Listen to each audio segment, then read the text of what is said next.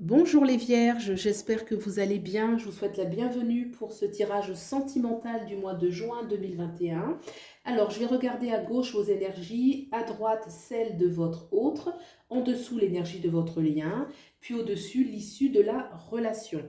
Donc, il s'agit bien évidemment d'une guidance générale. Pour les guidances privées, vous avez mes coordonnées en description. N'hésitez pas à aller voir également les tirages de votre ascendant ainsi que de votre signe lunaire, la lune qui nous parle beaucoup aussi des émotions, des sentiments, pour avoir éventuellement des compléments d'information si besoin.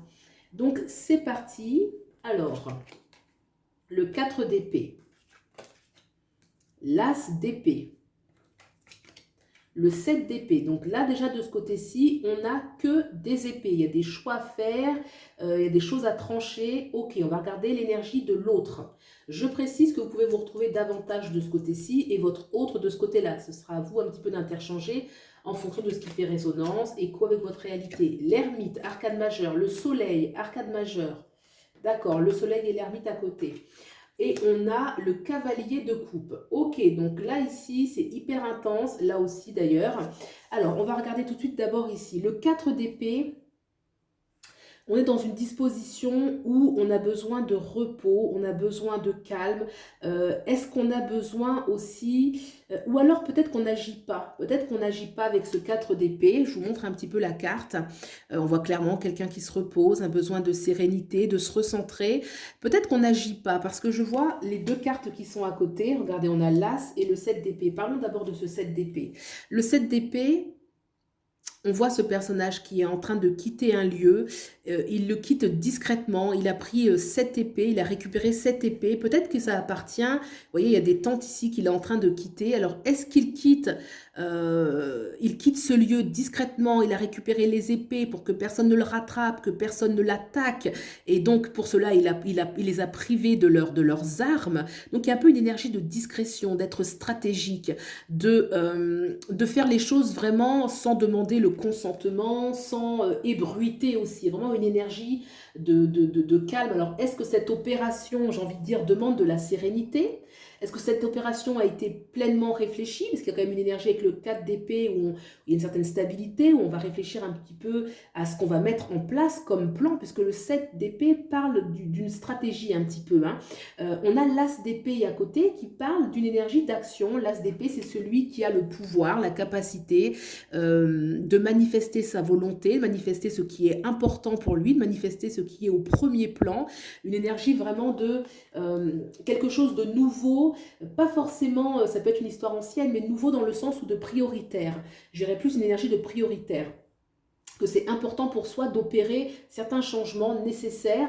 Tout de même, ce 4 d'épée au centre, est-ce que c'est une énergie on a besoin de sérénité pour prendre les choix nécessaires, de pouvoir s'affirmer, il y a une énergie d'affirmation hein, finalement, ou est-ce que c'est plutôt qu'on est passif hein, vous voyez que on n'agit pas alors qu'il faudrait peut-être se bouger davantage. La carte est au centre, donc à voir si c'est une énergie un petit peu de passivité ou est-ce qu'au contraire c'est une sorte de recueillement pour bien mettre en place cette stratégie. On a de l'autre côté, alors là on a l'ermite et le soleil. Je vous montre ces deux cartes. Comment on va les lire ensemble? Alors le soleil déjà dans l'amour c'est une carte très positive qui parle d'amour sincère, qui parle d'authenticité, qui parle de joie, de rayonnement, de vérité, donc une carte qui est très positive. On a l'ermite à côté, l'ermite dans le plan sentimental il y a quand même une énergie ici où... alors déjà, je vais préciser que le soleil, c'est ce qui est quand même très rayonnant, vrai, et que la lumière de l'ermite parle de profondeur aussi. Il y a une lumière, mais qui est intérieure. Donc déjà, je vois que le sentiment, il est profond. On a envie de rayonner, et ce sentiment, c'est une relation qui est vraie, qui est vraiment ancrée dans des profondeurs. Toutefois, l'ermite parle aussi de solitude. Alors là, de ce côté-ci, malgré l'intensité du soleil, de l'amour, on a quand même l'énergie un peu de la solitude, l'énergie...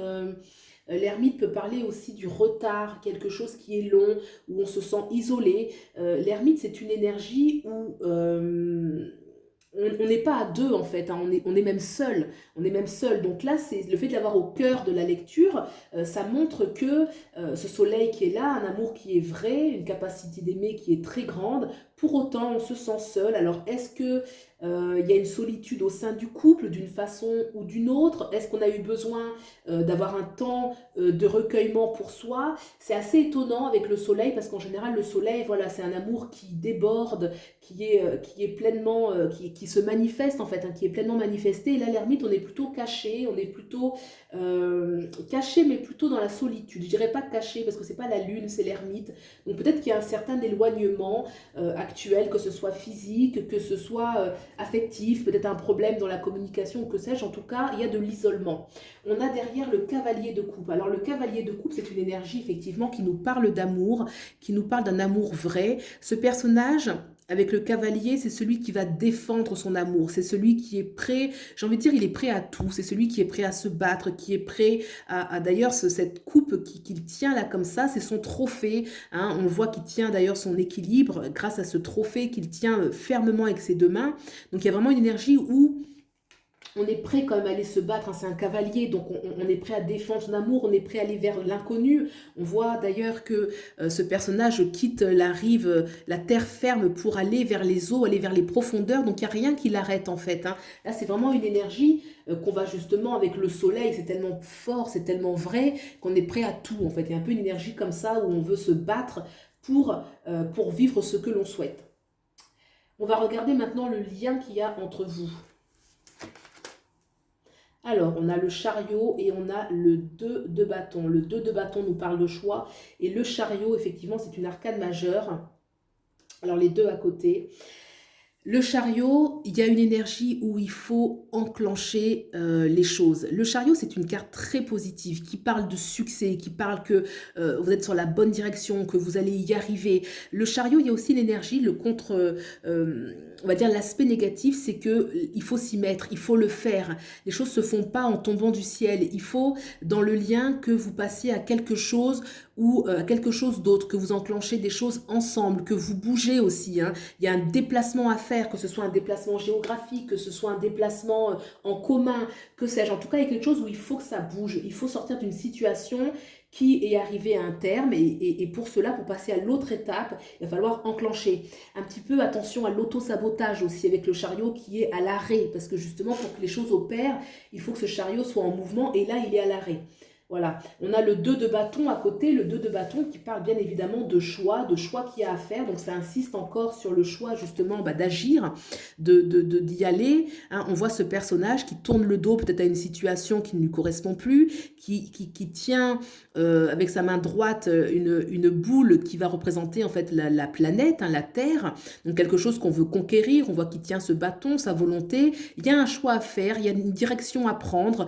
Peut-être voilà oui c'est ça, il y a un choix à faire et ce choix déjà de décider d'avancer certainement ensemble. En tout cas dans ce lien, c'est important justement d'actionner un petit peu, d'agir j'ai envie de dire pour pouvoir passer l'étape supérieure. Là c'est comme si les choses, dans le lien il y a quelque chose qui est figé, qui ne passe pas l'étape supérieure. On va regarder l'issue de votre relation. Ah bah c'est super, roue de fortune. La force, génial. Franchement, c'est très très beau, très très beau. Je me permets, hop, on avait le 8 d'épée. D'accord, alors, 2 arcanes majeures, super. Alors, on va d'abord parler de celle-ci. La roue de fortune, c'est clairement la destinée, la chance. On est au rendez-vous. Hein. Il y a une notion de on est bien, vraiment on est sur la bonne direction. Parce que là, ici, on avait le chariot. Pourquoi est-il à l'arrêt? Puisque de toute façon, la direction, elle est vraie, elle est juste. Vous arrivez vraiment à bon port, j'ai envie de dire. Et avec la roue de fortune, ça veut dire que voilà, vous allez être un petit peu aidé par la vie, un coup de pouce, qu'il peut y avoir des événements qui vont permettre justement d'avancer, puisqu'il y a quand même un coup de pouce de la vie avec la roue de fortune. Donc quelque chose de très favorable pour aller vers la force. La force est une carte magnifique qui parle d'intensité, qui parle de vérité, de passion aussi. Hein. La force sur le plan sentimental nous parle de passion sentimentale, nous parle de passion physique, mais vraie en même temps, vraiment la passion amoureuse, l'intensité. Donc là, je trouve que le jeu, en fait, il est très positif. C'est vrai qu'il y a ces 2 arcanes ici, ces 2 cartes ici. Là, on a l'ermite. L'ermite, c'est toujours une énergie où on est bloqué, il y a du retard, on est figé ici au centre. On a ici ce 4 d'épée qui est, ma foi, statique. Alors, est-ce que c'est, comme je disais, quelque chose où on n'agit pas? Est-ce que, au contraire, on a besoin de calme pour vraiment agir? En tout cas, peut-être qu'on n'agit pas assez, parce que là, le chariot nous dit bien, il faut passer à autre chose, il faut choisir, parce que là, c'est super positif. L'issue de la relation, alors c'est vrai que ça va dépendre aussi de ce chariot, il faut actionner un petit peu pour pouvoir débloquer la situation et d'arriver vers cette roue de fortune qui nous parle de chance, de destinée, de bonheur et la force. Ben là, c'est la passion sentimentale, l'intensité. Tous les ingrédients y sont. On avait le 8 d'épée. Oui, le 8 d'épée, effectivement, concrétise qu'il faut faire des choix. Le 8 d'épée, ça va être... pourquoi j'ai dit le 8 d'épée? Autant pour moi... Eh oui, c'est la reine d'épée, mais j'ai dit le 8 d'épée. Alors pourquoi? D'abord, j'ai parlé de cette carte et ensuite, je vais dire le 8 d'épée.